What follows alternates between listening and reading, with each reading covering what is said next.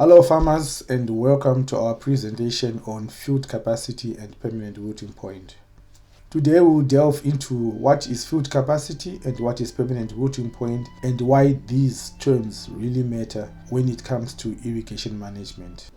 What is field capacity? Field capacity is the maximum amount of water soil can retain against gravity drainage. Imagine pouring water onto a sponge until it's completely soaked. When you stop pouring, the sponge will retain some water while the excess drips away. Similarly, soil holds water up to a certain point, after which the excess drains out. This retained water is what plants use between rainfalls or irrigation. Understanding field capacity helps you as a farmer to determine how much water the soil can naturally hold, ensuring that plants have enough moisture without wasting water or causing waterlogging. Several factors affect field capacity, including soil texture, such as sand, silt and clay, and soil structure and organic matter.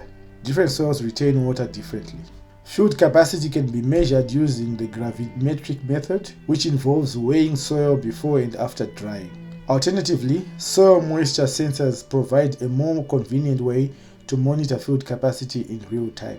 Understanding field capacity helps in creating an effective irrigation schedule. By knowing when soil reaches field capacity, you can time your irrigation to avoid over-irrigation and water wastage. The permanent wilting point is the soil moisture level at which plants wilt irreversibly. This occurs when the soil becomes so dry that plants can no longer extract water, leading to permanent wilting even if water is added later. Knowing the permanent wilting point helps you as a farmer avoid reaching this critical point, ensuring that plants remain healthy and productive. So the importance of knowing permanent wilting point can never be overemphasized because it prevents irreversible plant damage and is very critical for effective water management.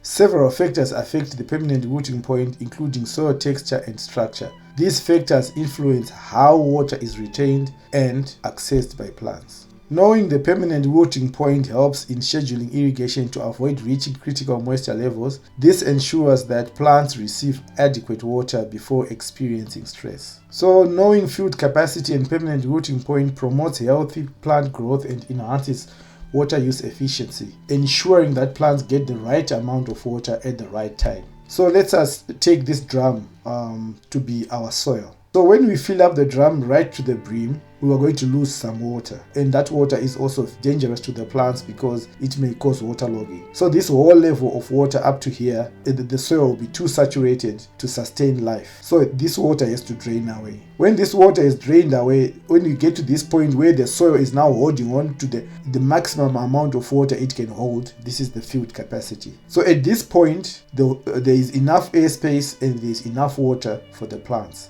And the plants start using the water and water starts evaporating as well. So the level continues to go down. But it gets to a certain level where we allow the water to go up to before we can come back to refill. But this time we're not going to refill the drum to the brim. We're just going to refill it to the level of field capacity because we want to sustain the health of our plants.